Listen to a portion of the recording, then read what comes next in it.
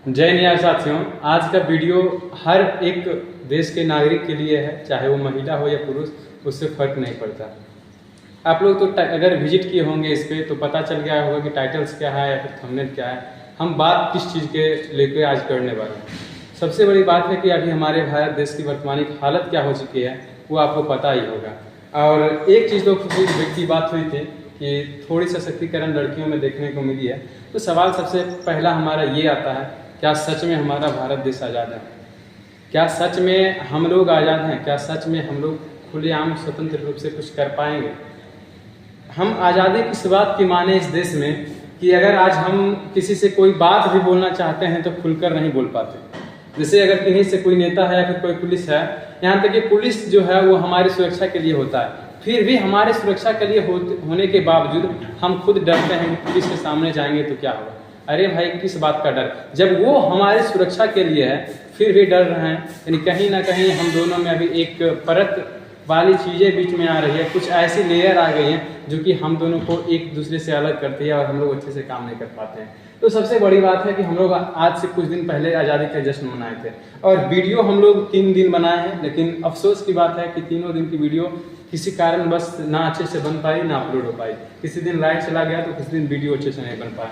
तो सबसे बड़ी बात है, क्या हम लोग आज़ाद हैं? हमारे महात्मा गांधी कह के गए थे कि एक भारत जो हमारा देश है ये पूर्णतः रूप से तभी आज़ाद होगा जब किसी भी टाइम, दिन में चाहे रात हो, किसी भी समय एक नारी किसी भी इलाके में, चाहे सुनसान हो या फिर आबादी वाले हों, अगर वो अकेले चल पाएगी और उसको बिना कोई डर के वो अपने मंजिल तक जाने के लिए तत्पर रहेगी, तभी रियल मायने में हमारे भारत देश आज़ाद होगी।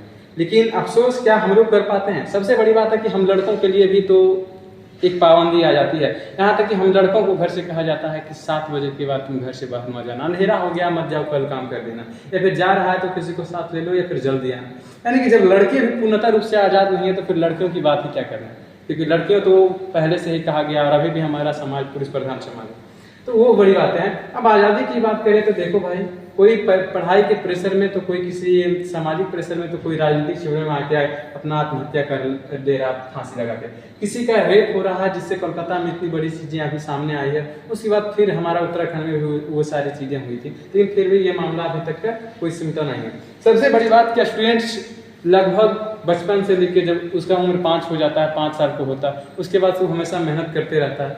अफसोस की बात है कि उतना साल मेहनत करने के बावजूद जब वो बंदा एग्जाम देने जाता है तो पेपर लीक हो जाता है, तो उसके सालों का मेहनत बर्बाद हो जाता है।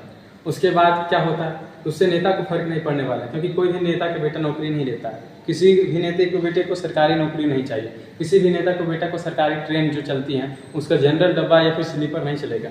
तो फिर नेता का नहीं तो फिर हम लोग का जिंदगी बर्बाद होता है ना। किस बात की आज़ादी माने? कोई खुलेआम मर्डर हो जाता है, यहाँ तक कि पता होता है कौन यहाँ पे अपराधी है, फिर भी ना ही पुलिस अच्छे से एक्शन लेता है, ना ही समाज के वो लोग लेते हैं जिसके साथ अपराध हुआ होता है।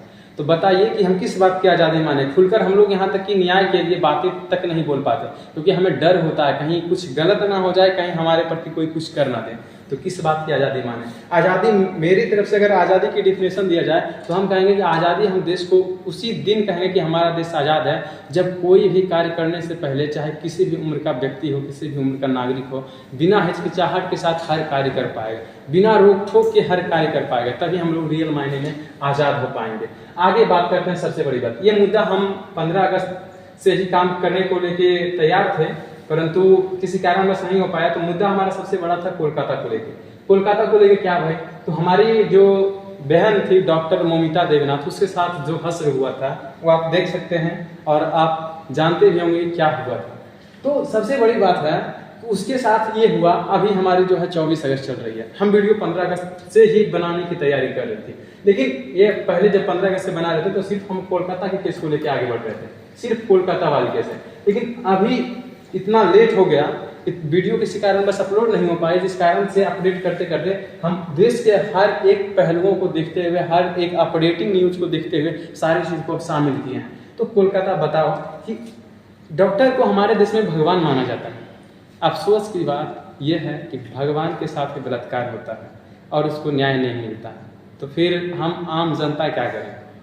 सबसे बड़ी बात है कि आज 24 तारीख है और ये घटना जो है लगभग 8-9 अगस्त की रात के बीच हुआ था, कोलकाता वाला। ठीक है, अब 8-9 अगस्त की रात के बीच हुआ, आज 24 है। सोच लीजिए कि कितना दिन, लगभग हमारे 15 दिन बन चुके हैं, 15 दिन हो चुके हैं, पर अभी तक का कोई अच्छे से ना ही न्याय मिल पाया है, ना ही ये घोषित हो पाया कि उसके अंदर कौन कौन से शामिल थे, तो अपराधी रियल में कौन है। जो हमारा संजय रॉय भाई पकड़ाया भी है तो खास उसको फर्क नहीं पड़ रहा है कि उसको क्या है। वो तो खुद कहता ठीक है फांसी दे दो, पर क्या फिर भी फांसी नहीं दिया जा रहा है, क्यों? क्या उससे अभी तक नहीं। देखो सबसे बड़ी बात है कि हमारे देश में कि आज ही हमारे बड़े भैया बोले हैं कि एक दिन में भारत में नोटबंदी हो सकता है, एक दिन में भारत में रात भर में रातों रात लॉकडाउन लग सकता है। तो फिर रातों रात एक दिन में बलात्कारी को सजा क्यों नहीं मिल सकता है? सवाल सबसे बड़ा होता है कि एक दिन में सच में लॉकडाउन लग सकता है, एक दिन में नोटबंदी हो सकता है, लेकिन भारत देश में अफसोस की बात है कि एक दिन में रेपिस्ट को सजा नहीं मिल सकती है। ये हमारे लिए सौभाग्य नहीं दुर्भाग्य की बात है। और हम लोग जो खूब चिल्लाते हैं ना, भारत विश्व का सबसे बड़ा लोकतंत्र है, भारत अब नंबर 1 सुपर कंट्री बनने वाला है, पर अफसोस कौन सा कंट्री, जब गरीब लोग को खाना नहीं मिल रहा है, जब नंगे लोग घूम रहे हैं सड़क पे, जब लोग भीख मांग के काम कर रहे हैं, जब हम लोग को रोजगार नहीं मिल रहा है, स्टूडेंट्स रोजगार के अभाव में इधर उधर घूम रहा है, गाली गलौज सुन रहा है, मारपीट चोरी डकैती कर रहा है, स्टूडेंट्स आत्महत्या कर रहा है, इस बात को लेके व्यवस्था में दबाव के कारण वो काम नहीं कर पा रहा है, किसी मानसिक दबाव डिप्रेशन में आ जा रहा है। किस बात का हम लोग खुशी मनाएं, किस बात का भारत इतना बड़ा लोकतंत्र है? मैं तो नहीं मानता। और जब तक आप अपने देश के अंदर की समस्याओं को सोल्व नहीं कर पाएगा तो बाहर में आप कितना ही क्रीम लगा लीजिएगा ना, किसी भी रूप में आप मेरी नज़र में तो भाई विकसित नहीं कर रही है। भले ही अब दुनिया अमेरिका या फिर रूस के नज़र में बन जाए कि हाँ भारत अब सुपर कंट्री बनने वाला है, सुपर इकोनॉमी बनने वाला है, पर मेरी नज़र में अभी भी भारत वही स्थान रखेगा खुद का जो अभी हुआ करता है रियल में। अंदर से बाहर से देखने का फर्क नहीं पड़ता। रियल में अगर आपका शरीर ना अस्वस्थ है और बाहर से आप खूब सुंदर दिख रहे हैं, कोई फायदा नहीं, उस शरीर का कोई फायदा नहीं। बस वही चीज़ है। अब बताओ इसके साथ हुआ ये कि ये डॉक्टर बेटी जो थी ये 36 घंटे का ड्यूटी करती है, उसके बाद ये पीजी में थी। बताओ यार, नीट में एडमिशन ली उतना मेहनत करके, फिर पीजी में एडमिशन लेने के लिए फिर से नीट का हाई लेवल का एग्जाम दी, उसके बाद वो आरजी कॉलेज जो हमारा कोलकाता का मेडिकल कॉलेज है वहाँ पे अपना काम कर रही थी, अपना कोर्स को पूरा कर रहे थे। उस बेटी का सपना था कि हम गोल्ड मेडलिस्ट बने अपने फील्ड में, पर अफसोस गोल्ड मेडलिस्ट क्या, उसको क्या हासिल होता वो आपको पता है। तो सबसे बड़ी बात है कि वो क्या कर पाई, क्या वो अपने सपने को लेके जो सोची थी क्या वो कर पाई। सबसे बड़ी बात कि जो हुआ था उसके साथ उसका भी अभी न्याय नहीं मिल पाया। बहुत सारी अफवाहें होती हैं, बहुत सारे सोशल मीडिया पे रील्स लाई गई थी कि इसका भाई आखिर रक्षाबंधन पास नहीं था। सबसे बड़ी सब लोग सवाल उठा रहे थे ना कि इसका भाई जो है आज किससे राखी बंधवाएगा और क्या कहेगा किससे। सोचने वाली बात है। रक्षाबंधन एक भाई बहन का सबसे बड़ा त्यौहार माना जाता है, सबसे बड़ा बंधन का दर्शाने वाले दिन होती है। तो वो भाई के दिल पर क्या गुजरा होगा आप लोग नहीं सोच पाते। ये सबसे बड़ी सवाल यहाँ पे ये भी उत्पन्न होता है कि कहा जाता है कि ये जो मौमिता थी ये जा रही थी अपने रेस्ट रूम जो होता है, रेस्टिंग रूम, स्टाफ रूम था, उसमें जा रही थी। लेकिन सवाल यहाँ पे ये है कि वो फिर सेमिनार हॉल में कैसे पहुंची, क्या यहाँ पे कुछ हुआ था क्या, या फिर बीच में कुछ किया गया था। बहुत सारे कैमरे को भी फोड़ दिया गया है ताकि रिकॉर्डिंग ना हो पाए, और जिसमें से बैक वाले कैमरा जो बचा था उसमें रिकॉर्डिंग हुआ, तो उसी से हमारा संजय भाई जो हमारा अपराधी था इसको पकड़ा गया। सबसे बड़ी सोचने वाली बात ये यहाँ पे कि संजय भाई खुद कोलकाता पुलिस के लिए काम करता था, कोलकाता पुलिस के लिए काम करता था। अब सोचो कि जो पुलिस के लिए काम कर रहा है, जो हम अगर अपराध हुआ है पुलिस से न्याय मांगेंगे, अब न्याय जो जिससे मांगे जाएंगे खुद वही अपराधी वाले निकले, फिर हम कहाँ जाएंगे। ये हुआ। दूसरा ये हुआ कि खुद जिसको हम लोग भगवान मानते हैं उसी के साथ ये हश्र हो जाए, तो फिर हम आम नागरिक क्या सोचें कि आखिर मेरे साथ कौन सा न्याय मिलेगा। सोचने वाली बात है। तो वो जाती है सेमिनार हॉल में, उसके साथ उतना सारी चीज़ें हो जाती है। अब उसके साथ में कौन था, हालांकि अभी की एक रिपोर्ट हम देखे थे तो उसमें बताया गया था कि ये जो 150 ml सीमन की बात की गई थी कि उसको वजाइना में 150 ml सीमन निकला है। अभी अपडेटिंग न्यूज में कहता है कि सीबीआई ये बात बोला है कि वो वजाइना में जो सीमन था उसका वजन नहीं, उसका वेट नहीं था, बल्कि उसका जो प्राइवेट पार्ट था उसके अंग का ही एक लिया गया था वजन, कि हाँ उसका अंग जो प्राइवेट पार्ट था वजाइना उसका मापिंग किया गया था कि 150 है। अब रियल में क्या चीज़ें हैं वो हमको नहीं पता, हम भी वहाँ से कोसों दूर हैं, ठीक है। लेकिन फिर भी सोचने वाली बात है कि कहीं ना कहीं इतना हद क्या होगा उसके जो मैं कैसे बोलूँ थोड़ा सा समझ नहीं आ रहा। उसके प्राइवेट पार्ट की जगह से उसका पैर को 90 डिग्री पे मोड़ दिया गया। सोच सकते हैं वो कैसा मंजर रहा होगा उस बेटी के लिए। उसका आंख में खून, उसका चश्मा फोड़ दिया गया था, कान से खून, मुंह में खून, ये सारी चीज़ें। एक वीडियो भी उसकी निकली थी ये सारी घटना घटने के बाद, जो कि सोशल मीडिया पर खूब वायरल भी हुई थी। यहाँ तक कि सुप्रीम कोर्ट ने ये आदेश दिया है कि डॉक्टर मोमिका देवनाथ की कोई भी फोटो, चाहे वो अच्छी हो या बुरी हो या फिर घटना के बाद हो, सोशल मीडिया पर नहीं चलाई जाएगी। लेकिन अभी भी चल रही है, क्योंकि कोई लोग लेगा नहीं। बाकी बात चलाने भी थोड़ी सी चाहिए ताकि लोगों को पता चले कि क्या चीज़ें हैं नहीं। अब बताओ उसके साथ ये घटना होती है, लेकिन अभी तक उसको न्याय नहीं मिल पाता। सिर्फ इसी घटना की बात नहीं करेंगे, आगे भी हम लोग घटना की बात करते हैं कि आखिर क्या क्या हुआ था। ठीक है, ये सारी चीज़ें तो मैंने बता ही दिया कि ये आरजी कॉलेज में हुआ था। और सबसे बड़ी बात यहाँ पे ये भी सोचने वाली बात है कि वहाँ का जो प्रिंसिपल होता है खुद वहाँ से रिजाइन देता है, उसके बाद तुरंत दूसरे कॉलेज का प्रिंसिपल बन जाता है। भाई किस बात का न्याय। और यहाँ पे ये भी सोचने वाली बात है कि अगर यहाँ पर कोई सबूत को छुपाया नहीं जा रहा है, तो जहाँ पे ये घटना हुई वहाँ से 20 मीटर के डिस्टेंस में काम चल रहा है कंस्ट्रक्शन का, उसी हॉस्पिटल में। क्यों? क्या किसी चीज़ को दबाया जा रहा है कंस्ट्रक्शन करके, या फिर कोई बचाने का प्रयास? इसमें ये कहता है बहुत सारे लोग कि लगभग 15 लोग आरोपी हैं इस केस में। जो कोलकाता वाला है कहता है कि 15 लोग आरोपी हैं, तो अभी तक उसके बारे में पता नहीं चल पाया। तो क्या संजय रॉय कुछ बात ना बोल के सबको बचाना चाहता है, या फिर और भी कोई साजिश बड़ी प्लानिंग है? रियल में देखा जाए तो ये हमारी मानसिकता वाली गैंग है समाज में। मानसिकता वाली गैंग समाज में ये है कि जो अभी तक इतना घटना होने के बाद उत्तराखंड में हो गया, हमारे बिहार के दरभंगा मुजफ्फरपुर में हो गया, फिर यूपी में हुआ। यूपी पता है भारत में अब पहले राजस्थान था, 2021 तक राजस्थान नंबर 1 स्टेट था जहां पर सबसे ज्यादा बलात्कार होते हैं। परंतु अभी वर्तमान में यूपी भारत का नंबर 1 राज्य बन गया है जिसमें सबसे ज्यादा रेप के मामले देखे जाते हैं। तो आगे बात करते हैं, सिर्फ इसी केस की बात हम ना करते हुए आगे भी चीजों को देखेंगे।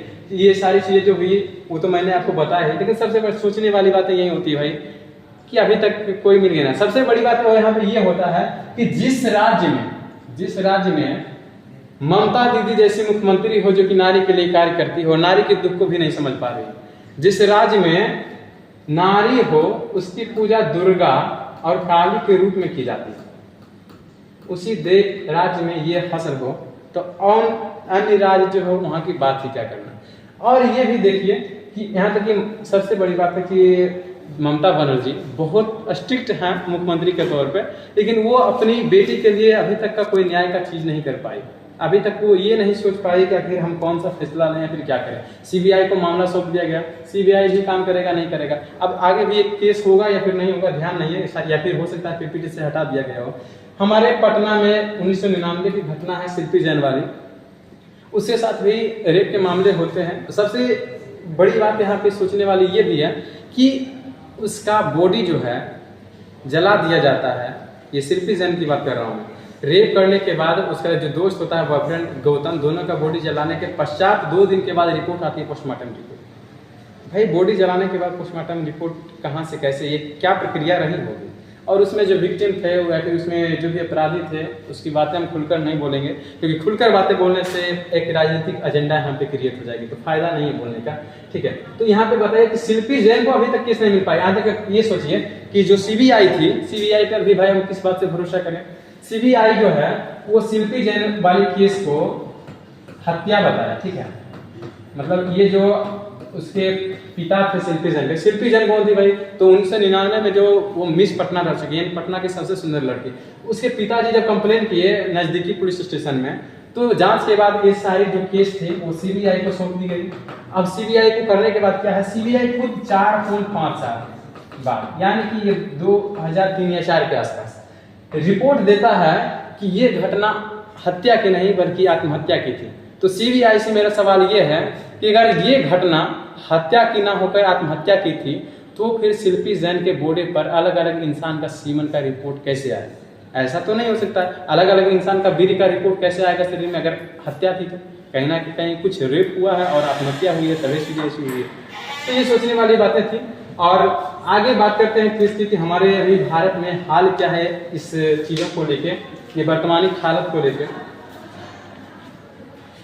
ये तो हमने बता दिया कि वो 36 घंटे की ड्यूटी करने के बाद स्टाफ रूम में जा रहे थे, तो फिर वो सेमिनार हॉल में कैसे पहुंची थी, ये सारी चीज़ों को हम बता दिए। अब यहाँ पे थोड़ी सी बात करना चाहेंगे हम आज से लगभग 2.5 महीने पहले हुए।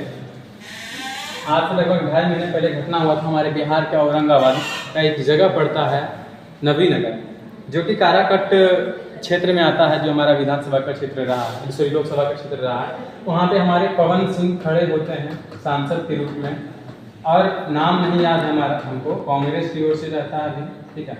ये सारे होते हैं, पवन सिंह हमारा निर्विरोध होते हैं, कोई पार्टी के दल से नहीं, बल्कि वो खुद होते हैं अपने से, कोई पार्टी की ओर से वो खड़े नहीं होते हैं। कोई भी पार्टी से सीट दिया जाता है, आसन सोचते हैं, लेकिन वो यहाँ से खड़े होते हैं। सबसे बड़ी बात है कि वहाँ का जो सांसद चुना गया वो भी इसके प्रति सवाल नहीं उठाया कि अच्छा बेटी के साथ ये हुआ तो हम ये एक्शन लेंगे। लेकिन पवन सिंह बेचारा हार जाते हैं, फिर भी वो सवाल उठाता है कि हमारी नवीनगर की बेटी के साथ जो हुआ है उसके लिए ये कार्य होनी चाहिए, सरकार जल्दी ध्यान दे। तो सोचो, पवन सिंह सच में कुछ ना कुछ तो करता है यार, मौका लेकिन क्यों नहीं दिया। अब अगर जो जीता है वही सवाल नहीं करा तो क्या फायदा। देख रहे हैं, ये मासूम सी बच्ची थी, इसका कोचिंग से आ रही थी, इसका हस्र होता है, इसके साथ दुष्कर्म होता है, उसके बाद बॉडी को फेंक दिया जाता है, और उससे भी बड़ी बात कि अगर बॉडी पहचान में ना आए तो चेहरे पे तेजाब दे दिया जाता है। ये क्या है, ये कौन सा तरीका है भाई। मतलब देख रहे हो, किसी उम्मीद के साथ ये भी बेटी पढ़ रही होगी कि हमको ये करना है, माँ बाप को आशा होगा कि मेरी बेटी ये करेगी, लेकिन क्या हुआ, तो इसको अपना जान गंवाना पड़ा, वो भी दुष्कर्म बालिका के बीच में। अफसोस कि हमारे देश में ऐसा कार्य हो रहा है। जिस देश में सच में नारी की पूजा की जाती है उस देश में ये हाल है, तो अन्य देश की बात ही क्या करना है। चलिए आगे हम लोग बात करते हैं थोड़ा सा उत्तराखंड को लेकर। देखो, डॉक्टर मोमिता केस में जो हुआ, वो डॉक्टर थी, जो मोमिता थी वो डॉक्टर थी, ठीक है। और हमारे उत्तराखंड में जो हुआ है बेटी के साथ, वो बेचारी नर्स थी। इसके साथ जो हाल हुआ था बस सेम उसी प्रकार, बस इसके कुछ ही दिन बाद उत्तराखंड में ये घटना घट जाती है। इतना देश में इतने बड़े नेशनल लेवल पे प्रोटेस्ट हुआ है, कैंडल मार्च पूरा जगह निकाला गया, लेकिन फिर भी उत्तराखंड में ये घटना घट जाती है। जस्ट इसके बाद हमारे बिहार के मुजफ्फरपुर में घटती है, जस्ट अभी फिर 3-4 दिन पहले हमारे दरभंगा में घट जाती है, यूपी में इधर फिर घटा, फिर बेंगलुरु में घटा। और बेंगलुरु उत्तर प्रदेश में क्या हुआ है, शायद एक टीचर ही स्टूडेंट के साथ बलात्कार करता है, रेप करता है, जबरन। तो सोचने वाली बात है कि अब टीचर्स थोड़ा सा यार शर्म करो। देखिए, हम टीचर सभी ऐसा नहीं है, पर सारे टीचर से गुजारिश है भाई, अपना जो व्यक्तित्व है ना, अपना जो व्यक्तित्व, अपना जो पर्सनालिटी है शिक्षक का, वो बनाकर रखो भाई, उसको बदनाम मत कर दोस्त। ये यार बताओ, अब स्टूडेंट के साथ तुम ये हर्ज करोगे तो एक लड़की किस आस के साथ एक पुरुष टीचर के पास जाए कि हमको सर से पढ़ना है। भाई बदनाम मत करो टीचर का जो पद होता है। टीचर्स भगवान माने जाते हैं, गुरु क्या कर रहे हो यार। आप देखो थोड़ा सा ये बताते हैं, नेशनल क्या कहता है, नेशनल क्राइम, चलो दोस्त थोड़ा सा बताते हैं, थोड़ा सा यहाँ पे दिक्कतें आ जाती हैं तो माफ कीजिएगा। देखिए यहाँ पर क्या है कि national crime records bureau NCCP की नवीनतम रिपोर्ट के अनुसार 2021 में जहां 18 साल से ज्यादा जो औसतन महिला होती है 28,644 मामले देखे जाते थे, ठीक है। वही नाबालिग ये 18 साल जो है ना उससे अधिक, यानी 18 साल से ऊपर की जो महिलाएं थी उसके 7 साल में जो 2021 के आंकड़ा है 28,644 रेप के मामले देखे गए। वही 18 वर्ष से जो नीचे की महिलाएं थी, जो 18 वर्ष से नीचे की लड़की थी वो 36,069। कितना बड़ा आंकड़ा है देख सकते हैं, ये छोटा मोटा आंकड़ा नहीं है भाई, ठीक है। और सोचो यार, मतलब राजनीतिक पार्टी को आगे क्यों नहीं घसीटा जाए। प्रज्वल रेवन्ना जो कि खुद सांसद बनता रह चुका था, वो इतना नाबालिग के साथ दुष्कर्म करता है, बहुत सारी नाबालिग प्रज्वल रेवन्ना, ठीक है, उतना हश्र करता है बालिकाओं के साथ, उसके बाद भी वो जब अपने क्षेत्र में खड़ा होता है तो उस बंदे को 4 लाख से ज्यादा वोट मिलते हैं। अब ये 4 लाख वोट देने वाले इसके अपने थे या कौन थे, सोचने वाली बात यह है कि इतना संख्या में फिर भी वोट मिल रहा है तो उस बंदे का मन बढ़ेगा नहीं तो क्या होगा। अब वाकई बात है, मन बढ़ेगा तो आप ये करोगे तो भाई क्या होगा देश का। और लगभग जो होते हैं ना रेपिस्ट, उसको बचाने के काम बहुत सारे केस में ना खुद राजनीतिक पार्टी करती है। इससे प्रज्वल रंगना हो गया, बहुत सारे चीज़ थे। और शिल्पी जैन केस इतना मामला था, उसमें भी राजनीतिक एजेंडा शामिल था। उस वक्त के जो प्रधानमंत्री थे अटल बिहारी वाजपेयी, खुद वो इस केस की बात किए थे, भाई क्या हुआ है इस बारे में बताओ। तो सोचने वाली बात है भाई, क्या होगा हम लोग का। आगे बात करते हैं, यहाँ पे थोड़ा दिखाते हैं। देखो क्या कहता है कि Bengaluru students returning from party raped by biker who gave her lift. यानी कि बेंगलोर में एक लड़की होती है जो कि पार्टी से वापस आ रही होती है, ठीक है, तो वो जो लड़का लिफ्ट देता है, पुरुष लिफ्ट देता है, वही उसको रेप करता है। ये मामला था। फिर Punjab girls gang raped in public बस इन देहरादून, रोडवेज स्टाफ डिटेन। यानी कि हाँ, ये वाली घटना अभी बहुत वायरल हुई थी। क्या हुआ था ना कि स्टूडेंट थी एक जो कि बस में गई थी और मतलब मौका पाकर बस ड्राइवर जो था उसके साथ दुष्कर्म करता है। अफसोस की बात है जो सामने वाले बस को ड्राइवर को पता चलता है, वो भी उस हालत में उस लड़की का रेप करता है। और उससे भी बड़ी अफसोस की बात हमारे लिए ये है, दुर्भाग्य की बात, कि वहाँ के आसपास जो कंडक्टर होते हैं उसको जब ये पता चलता है ऐसा हुआ है, तो बचाने के बजाय वो भी उसके साथ वही कार्य करता है। भाई सोचो क्या कर रहे हो तुम सब। अब बताओ यार, बड़े हो गए मेरे से, हमको पता है, तो तुम सब ना बोले तो क्या बोले। बस हम तो सोच के मामले में आपसे बड़े हैं, इतना मानेंगे जब ये कार्य कर रहे हैं। तो आगे हमारा है यूपी में mentally challenge woman with food raped her cops. यानी ये चैलेंज में कुछ करती है, वहां रेप हो जाता है उसका।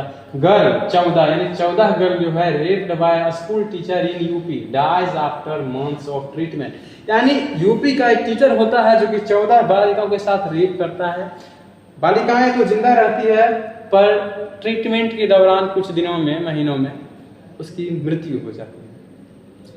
वाह क्या बात है भाई, कितना हम लोग के खुशी की बात है ना। उत्तराखंड वाली चीजें बताएं, कोलकाता जैसे कांड हुआ।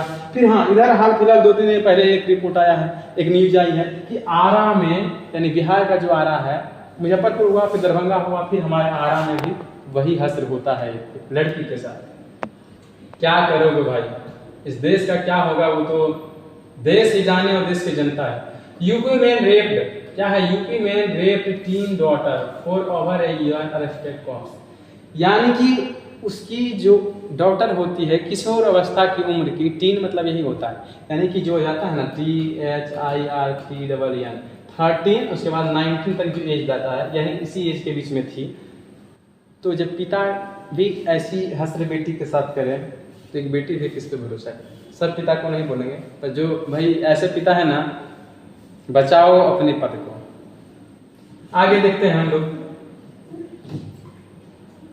ठीक है। क्या यहाँ पे पता है ना, ये बता दिए, इस बार मामला आरा से सामने आया है, जहाँ कृष्णघाट थाना क्षेत्र के एक गांव में 12 साल की बच्ची से एक लड़के रेप ने किया।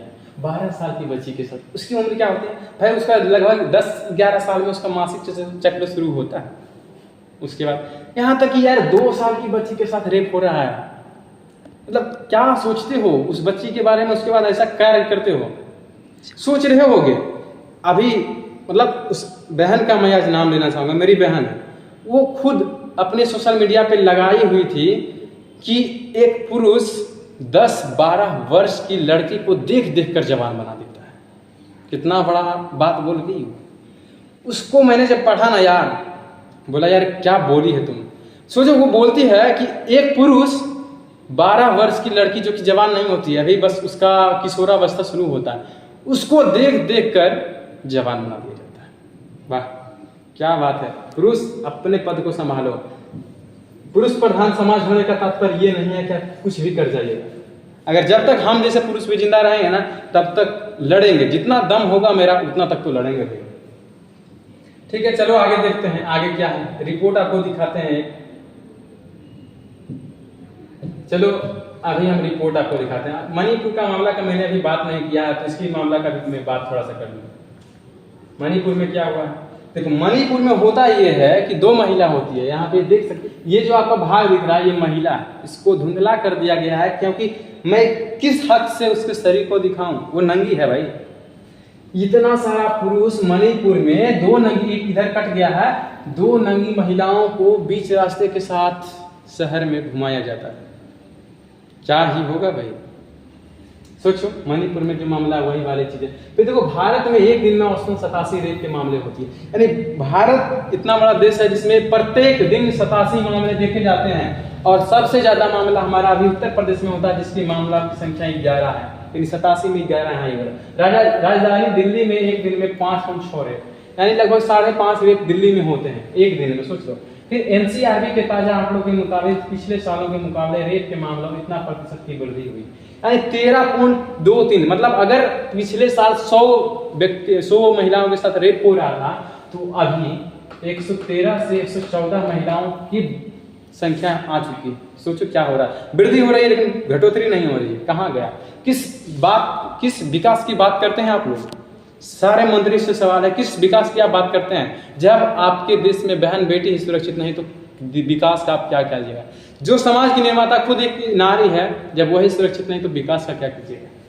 फिर राजस्थान यानी कि 6342 यानी 6342, यानी कि इतना राजस्थान में इतना मामला देखा जाता है। मध्य प्रदेश में 2947, उत्तर प्रदेश में 2845 के बाद दिल्ली में 1252 रेप की घटनाएं मिलती है। ये आंकड़ा शायद हमारा 2021 का था, आंकड़ा भी बता रहे हैं कि 2021 का था, तो इसी आंकड़े में भी वृद्धि ही होती जा रही है, बल्कि घटोतरी नहीं हुई है। आगे देखिए, दरभंगा का मामला बताते हैं आपको। जो बिहार की दरभंगा की बात मैं हमेशा कर रहा था, क्या है कि गैंग रेप के बाद बेहोश हुई फिर भी रेप करते रहे। दरभंगा में नाबालिग बोली टीचर बनना, यानी जो नाबालिग बच्ची थी वो प्रयागराज से शायद पढ़ के आई थी, अब घर में वो घास लाने खेत गई थी, लेकिन उसका रास्ते में बोझा खुल जाता है, जिससे उसके साथ में जो सहेली होती है, तो सहेली के जरिए वो कहती है कि जाइए मेरे माता पिता को कह दीजिएगा कि ऐसा बोझा खुल गया है तो उसको लेके जाएंगे। वो सहेली जाती है, अकेली पाकर एक लड़के जो होते हैं, जो लड़के होते हैं, उसको पास के बगीचे में जाकर रेप करते हैं और ये सारी दुष्कर्म वाली कार्य करते हैं। वो बच्ची का सपना होता है टीचर बनना।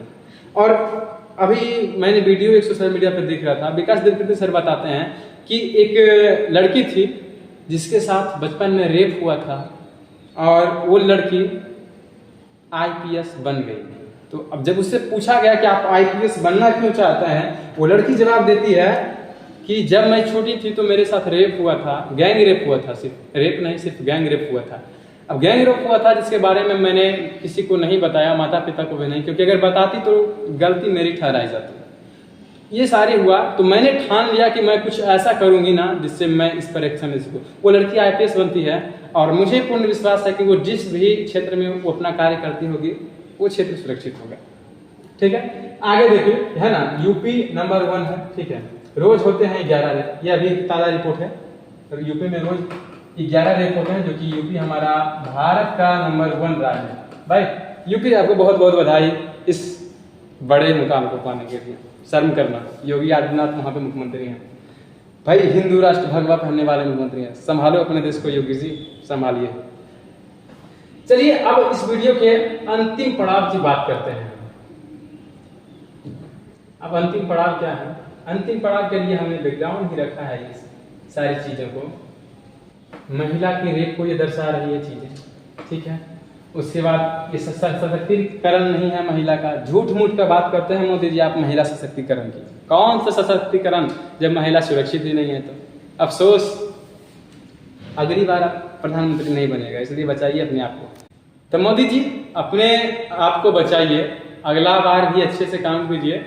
देखिए आप गलत नहीं करते, हमको पता है, आप जो भी कार्य किए हैं उसकी हम सराहना करते हैं और वाकई अच्छा कार्य किए हैं। हम आपको सच में रियली में दिल से बेस्ट पीएम का स्थान देते हैं, पर भाई एक बेस्ट यहाँ भी कर दीजिए। तो सारे मंत्रियों से यही गुजारिश होगी, भाई देखिए हम लोग तो कर सकते हैं पता है, पर अगर आप लोग एक्शन लीजिएगा, प्रशासन विभाग एक्शन लेगा, तो निश्चित रूप में हम इस समस्याओं को जल्दी कंट्रोल कर पाएंगे। तो आपसे सच में यही मेरा सवाल है, एक दिन में आप नोटबंदी कर सकते हैं, एक दिन में आप लॉकडाउन लगा सकते हैं, तो एक दिन में आप रेपिस्ट को पकड़ क्यों नहीं सकते?